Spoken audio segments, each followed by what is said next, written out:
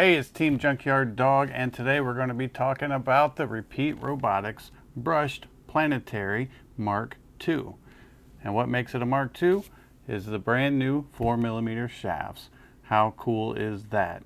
So what we're going to do today in this video is we're going to actually take a closer look at this. We're going to compare it to like a Silver Spark, and we're going to fully open the can and break it open and take a look at the insides to see what makes this thing work. So without any further delay, let's get right into it.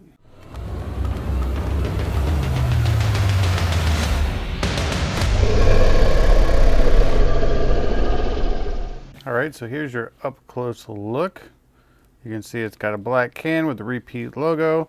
It has the same 30 brush motor as the previous version. It now has stamped on the can, this is a 22:6:1 gear ratio. The same great spacer on the end and the black hardened 4mm shaft. Let's go ahead and take some measurements. We're going to start with the shaft itself.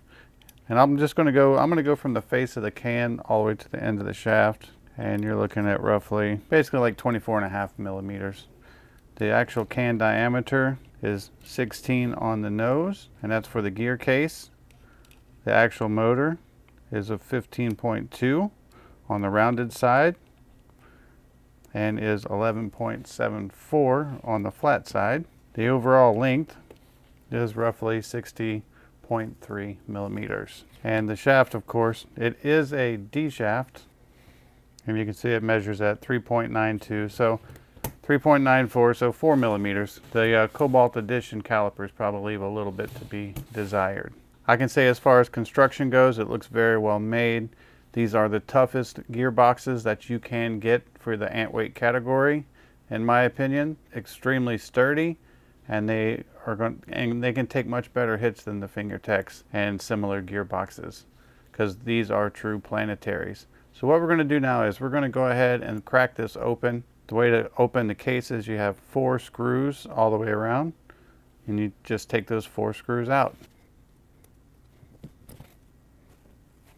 Now if you do decide to take one of these apart, make sure you have the right size screwdriver, because all this stuff does seem to be pre-Loctited for you and is in there very well. It is very, very easy to strip these screws. I actually had to swap motors because the other one I stripped one out because my screwdriver was slightly too large, so make sure that you have the right size tool.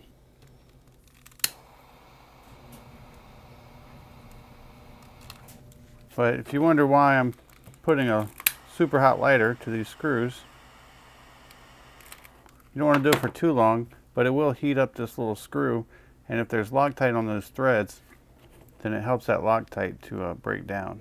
Because I used to fight all my robots with red Loctite, and that was the only way to get them out. All right, so we got all the screws out. Now we should just be able to separate this can, just like so. Then you're going to have a little spacer.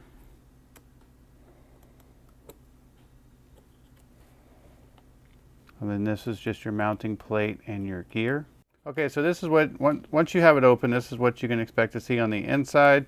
You can see that you have 3 gears in there, and those are on a plate that is basically mounted to this shaft. You can't just remove this easily because this little spacer here also locks the shaft into place. And then you have this layer of gears right here.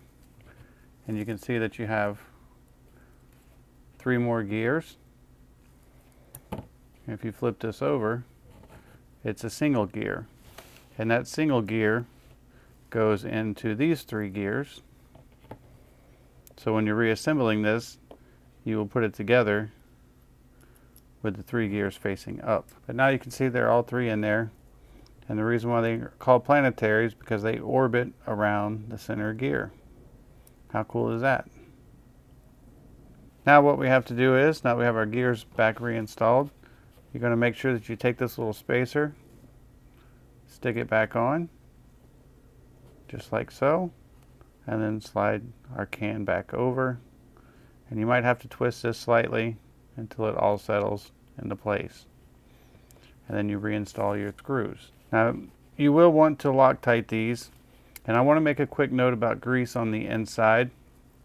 These do come pre-greased, but if you do maintenance on them and you take them apart or you decide to change the grease, just remember if your grease is too thick, you're going to cause a lot of internal resistance in here, and it's going to put a lot more strain on your motor, causing it to heat up, and it's going to cause your batteries to die sooner.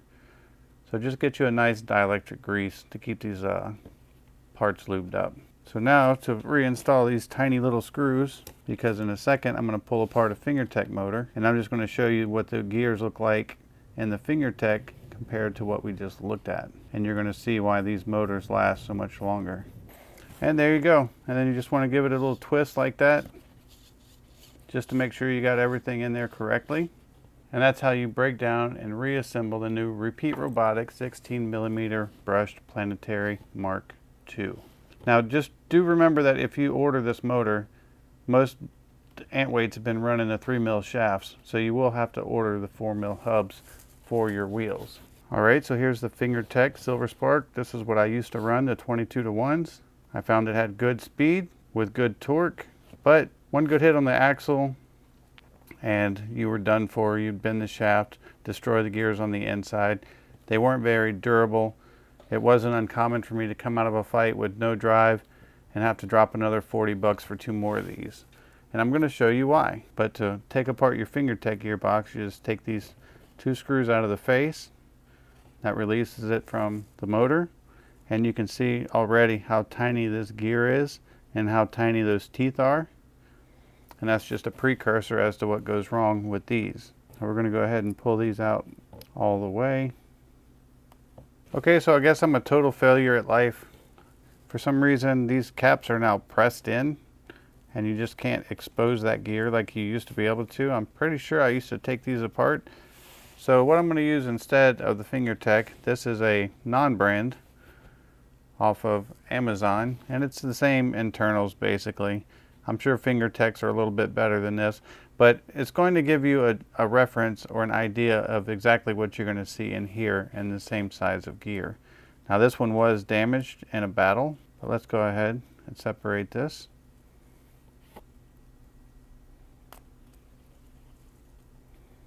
And there it comes. And you can see all these tiny, tiny little gears in here. The teeth are really small. And tiny teeth, even though they're metal, are a lot more fragile than the bigger gears like you would see in the Repeat Robotics. Now this motor and the gearing actually isn't broken, it's just the little bronze bushing here fell out the end. So if I stick another bushing in there, this motor would be fine. When you look at this compared to the Repeat Robotics, the Repeats are way, way more durable than this tiny little gear set. And that's why these hold up so much better. And there you have it. So I hope this little tutorial style review video helped you guys see the benefits of using the Repeat motors and also gave you some insight as to how they work and what makes them so good. Now if you're interested in picking up some of these Repeat motors, make sure you go to my link down below for Palm Beach Bots. He's a Florida guy. He ships super, super fast, and he provides excellent service for his products. Now, if you like videos like this, make sure you drop a like, comment down below. If there are other components that you want me to test out or break down for you, just let me know, and I'll try to get my hands on one, and we'll make a video on that as well. And until next time, we're Team Junkyard Dog, and we're out.